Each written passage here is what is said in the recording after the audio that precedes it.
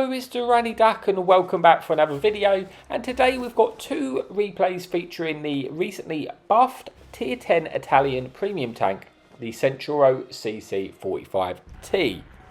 Now, if you've never played this tank before, it's essentially a Italian medium tank with decent mobility, okay camo, some pretty decent armour as well with 9 degrees of gun depression. But its unique feature is it has two gun options, a single shot option gun and then the tac gun, which is a unique feature, which is an Italian auto reloader. But unlike the Progetto, where basically you want to try and hold your shots because your last shot you fire in the clip is basically the quickest reload, so you don't want to be firing all your shots because each time you fire a shot your reload gets worse and worse and worse. But this is the opposite way around, so essentially it doesn't matter if you fire shots when you want to fire them, because the first shot which you're going to be firing in your clip is always your shortest reload. So that's basically, the tank. But what have they done to this tank? What have they buffed? So essentially they have given it a hit point increase. So it had 1800 hit points. You've now got 1900 hit points. So that's a small buff. But the big buff they've made this tank is they've now allowed you to run the advanced loader equipment slot, which you wasn't able to load before. And that basically gives you a straight 10% buff to your reload. So you've got a straight DPM buff there.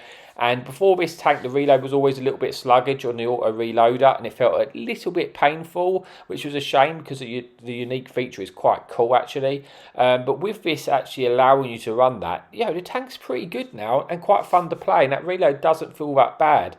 So essentially in your fastest shell you fire, you've now got a 9.48 second reload in this setup I'm running. The next shot you fire is 13.13, and the next one is a 16.7, and the last shell is a 19.69. But remember, the way this mechanic works is, like I say, you don't have to hold your clip, because if you get all the way down to your last shell, it's your quickest reload anyway. So it's made quite a nice difference to the tank, and I really enjoyed it. But that's enough of me rambling on. I'm going to show you what I mean in the two replays we've got to come. Okay, so here we are for replay number 1 then on Ellenberg. And if you want to see the equipment and crew setup I run in this tank, you will be able to see it at the bottom of the screen as I speak. So initially on Ellenberg, it looks like I'm going to have some support, and I'm going to try and push to the C sort of 8 area and get up and underneath the ridge, so I can try and spot the sort of tanks and the tank destroyers will often camp on the hill, and see if we can maybe pick up a bit of assistance. It does come with its risk, and if you don't get enough support come this way, you can leave yourself in a bit of a situation. But thankfully for today, I have actually got quite a bit of support, and hopefully it's going to we can get into a good fight. I can use my 9 degrees of gun depression to try and stay hull down and just try and light the enemy tanks. Obviously, one concern for me is if the enemy fun police starts to focus us here, it's going to cause us a little bit of problem as well. But you can see here, get into a good position and we're ready to start dumping our clip. And this is the beauty about this sort of mechanic on this tank. I don't have to worry about holding my shells. I can just use it when I've got the opportunity to get damage. And then when you get into a situation where it's a bit sort of quieter and you've got a bit of downtime, because you can't always use your DPM, even if a tank's got fantastic DPM. There's not always a correct situation to be able to use it. So this is why I quite like this gun, because in that sort of downtime I'm reloading more shells into the clip. So whilst I wasn't really able to get any shells away anyway, I've got the option to have a few more clips ready for when I do actually get that damage opportunity, that damage window. You do have a 4-shot interclip rate between your shells, but already you can see I've got 3 shells loaded. Now, I didn't really have any shots to fire at that time anyway, so now we've got an opportunity to shoot. We put that shot in and we get our 3rd pin, and we actually pick up a little bit of assistance as well. And so far so good actually from this position. Artillery's not really focusing us, which is nice, and that's just giving us a great window to try and spot. Like sometimes the artillery will start focusing me here, and then I'm forced to move back around the ridge on the other side because I won't have any choice about the matter. But so far the artillery is not focusing myself, which is good. We put a shot into the grill, and because we've got those clips, shells left in the clip, we're able to put another shell into the grill as well, putting us under 2,000 damage. Now you could run the single shot gun on this tank, and to be honest with you, it would also benefit from that increased reload of the the equipment, the advanced reloader that you can put on. But for me, the single shot, although it's good, there's nothing wrong with it. It kind of uses a uniqueness about the tank. I mean, what makes this tank fun for me is the auto reloader mechanic. So I wouldn't really want to use a single shot, because then I'm like, well, I might as well just be playing any other single shot medium which is available to you.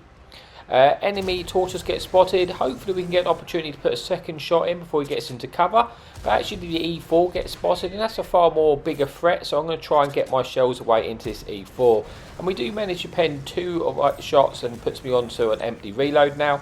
So like I say, now, if I was in the Vegetto, for example, I'd have horrendous DPM. But the way this mechanic works is, my last shell is the fastest reload, so I'm never going to be at that much disadvantage. So I'm going to try and get a shot into the E4, but now he's got into cover. I don't want to overextend in order to get the shots in, because I know there is tank destroyers at the back which can shoot me, and I don't want to risk that. I want to try and keep my hit points. You see, it's still a very, very close game, but we've had a decent start. Got all of our hit points, 3,000 damage, with the help of 2,000 spotting assistance as well. So already we're on a sort of 5,000 combined game. Haven't managed to pick up a kill yet, but then we do get the opportunity to squeeze one into that Gorilla 15, and we pick up our first kill of the game. And now we've noticed the enemy heavy tank is pushing behind us, and we need to try and see if we can deal with that situation. I don't want him sneaking up on us. Let's try and get our clip away. We get one shot in, got one last shell left in the clip. We squeeze that in to put 2 shots into us, putting us onto 4,000 damage now. And we've got the help of our friendly tank destroyer here with us as well. We're going to try and squeeze one into the lower plate and then back up, because I really don't want to block our tank destroyer there from getting shots in. Enemy E75 has had enough, he's coming in. I was looking to try and get a shot into the drive wheel there actually, but I ended up kind of messing it up, to be honest with you. But he does get tracked anyway. His track comes off on the ram and he gets quickly shut down, and really no harm done there. Enemy E75 out of the game, and we're starting to take the lead of this battle now. Finish off the kill on the enemy heavy tank. Artillery is now focused on us, but it's about that time where we try and move up now. You can see our team started to make an advance, and it's going to give us freedom. What I want to do is try and get up underneath the ridge, the next one over, so we can try and hide from the tank destroyers. You can see in this low ground, but also be able to get our gun in the game and try and use a gun depression to pick up the last remaining damage, because it feels very much like we're going to get the win now. We broke the hardest part, and the enemy team, we're kind of surrounding the enemy team, leaving them with not many places to go, and we're going to try and get some shots in here. So we put one into this medium tank. We should be able to put a secondary shot into this medium tank as well. We're going to do that now, put that shot in. We actually damage his engine there, so we're going to try and just try and get as much shots out of this game as we can now. Hopefully we should be able to get another one in. We do eat our first shot of damage, but that medium gets taken out. And now we've got a full health bar and artillery, and another enemy tank destroyer. Looking to try and squeeze one in there to the bar. We do manage to do that, and then we're just going to try and get as much out of this game as we can. We're on 6,200 damage, 3,000 assistance. Had a really nice game here. We're going to try and squeeze one into the bar, and this is where I make a mistake. It sets my ammo rack off, which is absolutely gutting. I knew the bar was going to shoot me there, but I was thinking he was just going to splash me or even pen me, and I was going to lose most of my hit points. But I didn't need the hit points left. But unfortunately for me, he ammo racked me, and it kind of probably cost me, I'd say, another 800 damage, which I could have had, which probably would have put this one onto the ace tanker. So it's kind of a real shame there, but we still had a decent game. You can see for the first replay. We do have a bigger replay though coming up next, and let's move on to the final replay of this video. Okay, so here we are for the final replay on Hellborn, and we are platooned up with our good friend Panda this time, who's also in the Centauro, and we go on to have a really nice game this time, and it kind of highlights some of the elements why I quite enjoy this auto reloader, and I'm really glad that they've allowed you to put the advanced loader on the equipment slot just for that extra reload. Now, as we was going into position, we got side-scraped by a machine, which certainly didn't help, and it's delayed us a little bit. But initially, we're going to go and try and push into the middle, see what we can spot, work out what we're going to do from there. We've just got a bit of information. Like I say, there's no artillery in this game, no fun police, so we don't have to worry about getting shot from the sky, and only one enemy light tank as well. So I like to come to this position sometimes when there's no artillery, because I can play hold down, and if anything pokes here you can get some shots in. But I'm also considering, Panda's already here, and I'm thinking, like, nothing's really poking. I'm going to go and try and move and find a different spot. Typically, as I move, an E4 gets spotted, and I could have probably put a shot into that E4. But what I want to try and do now is take a more aggressive position, because I do have a little bit of support from my friendly team, so I feel a bit more comfortable in doing so, and try and get to a position where I can extend my view range for my team, spot some enemy tanks, and maybe get some assistance from it, but also try and get some damage. It's a good position to get damage as well. So here you go, we're in a good position. I can use this ridge because sometimes they put an enemy tank on the that little hill just to my left, that little ledge, and if they put a tank there, I can't actually play the location I'm in how I'm playing it, because I'll be getting shot in the side. But there isn't an enemy tank there, so it gives me the freedom to use this ridge. And also, as I say, I don't have to get concerned with enemy fun police shooting us, so we're in a good position. We don't really have any presence down the town, so there might be some enemy tanks which start pushing down the 1-2 line. That's never a massive concern for me, because once they got there, you can always just move around and get side shots into them. So enemy tank destroyer gets detected. We try and put one into track wheel to track them in place, but we're able to finish him off there and pick up our first kill of the game. Puts on to just shy or just over 1,000 damage. So a decent start to this game. Still got all my hit points, and a pretty even start to this game. Unfortunately, Panda gets unlucky, gets shot by shot by the E4 and then taken out there. But we're still in this game. You see, I'm thinking some tanks might start coming down the 1-2 line here, coming through the town. So it's something which is kind of in the back of my mind, but like I say, I'm not massively concerned about that just yet. I'm trying to find a shot into that enemy E4, being careful because I suspect there is other tanks, potentially some stealthy tank destroyers which are not spotted, which might be able to get shots into us.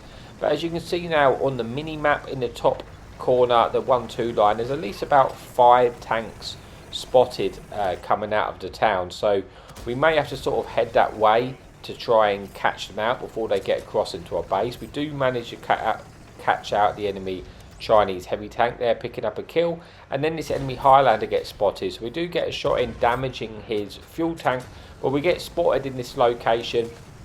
And with the enemy tanks, like I say, pushing out of the town, I can't really stay where I am because they'll then be able to get rear shots into us. So I need to try and, I'm thinking about needing to get out of this ridge. I don't really want to get caught out by the Highlander though, so I want to lose my spot before I actually relocate. But now we can get a little bit lower in this ridge, so that's not a threat of getting shot from the 1-2 line. And try and see if we can find any shots here. Unfortunately, I kind of ran my friendly team there, not really on purpose, just not watching what I'm doing. But now I'm going to try and move and try and get back to the base to try and catch out some of these tanks as they're crossing and see if we can get our clip in. But you can see all this time we've sort of been waiting, looking for shots. During that time when we wasn't actually doing anything, we have now loaded a full clip, and that's one of the beauties, we're at that downtime where you're not really doing anything other than trying to spot or looking for shots. At least you're reloading your clips, so when you get this situation like now where I've got this enemy Jag Tiger, I can dump my whole clip into him and try and take him out. We put 2 shots into him, which puts him onto a 1 shot. We're looking for the finish, but we just struggle a little bit there with our gun depression as we went over that ridge and missed out the opportunity to pick up our 3rd kill. But again, still a very, very close game. We had a decent start to this game. We had 3,000 damage with 2 kills, whilst being able to maintain our hit point pool, which is always going to become a very handy late game. I'm going to try and relocate to take out this enemy Chinese heavy tank in the bottom. As we do that though, we spot an enemy heavy tank, also any medium tank on the hill, so we put our shot in there.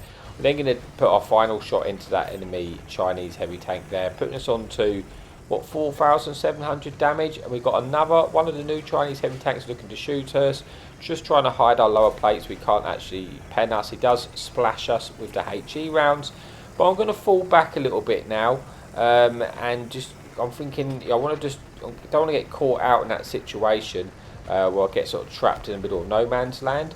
I was then thinking about going back up to the base to defend, but I was just going to see if I can help out my team that way as I make my advance. But I am now looking to get back up into the base so I can try and defend our cap. So I'm going to go around here. I don't really want to get spotted here like I did, because now I can potentially get shot from the enemy tanks which are sort of fighting in the G7 area, but they're still a little bit distracted by our team over there. But we're starting to lose the lead and the enemy team are gaining the advantage here.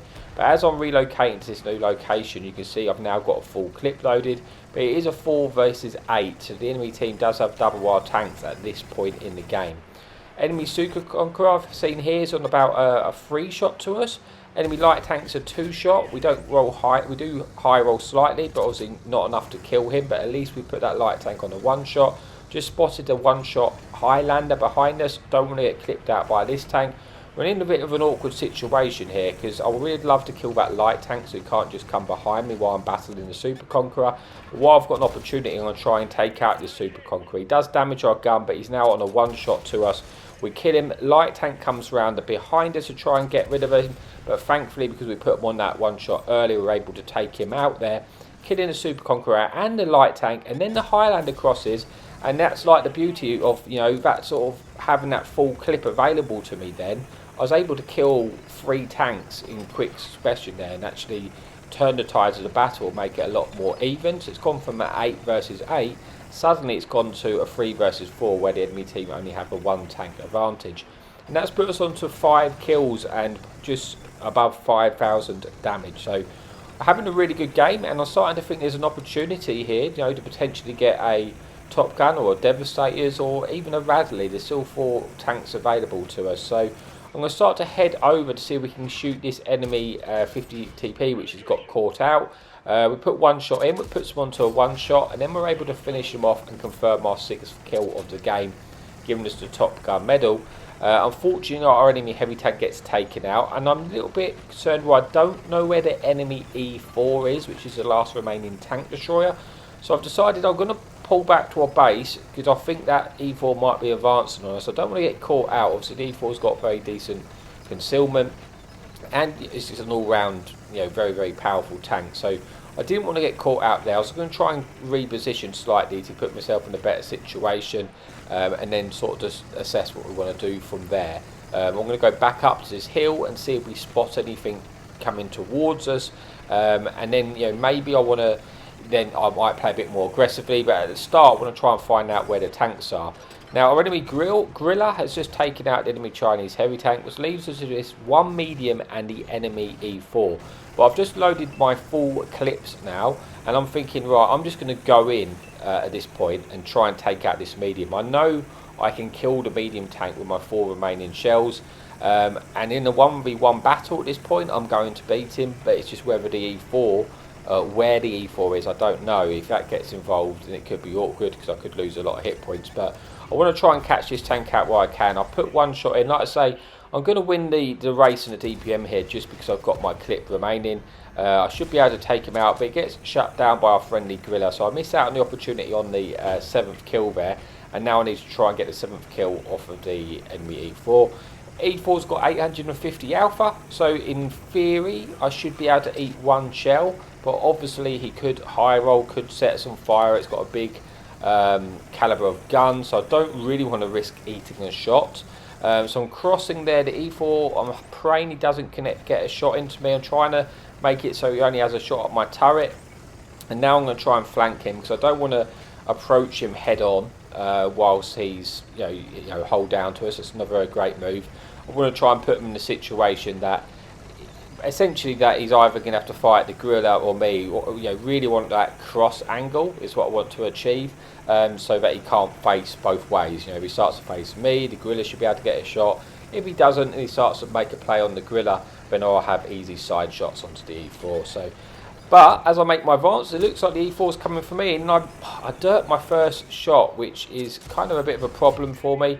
Thankfully, the E4 actually bounces, and now I know I'm going to be able to pick up the kill. But hopefully I can get this kill before the Gorilla gets in and pick up our 7th kill of the game, which we do.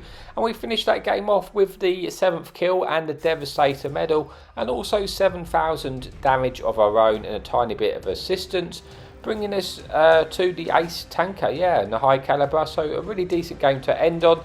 But as always, thank you so much for your amazing support, and happy tanking.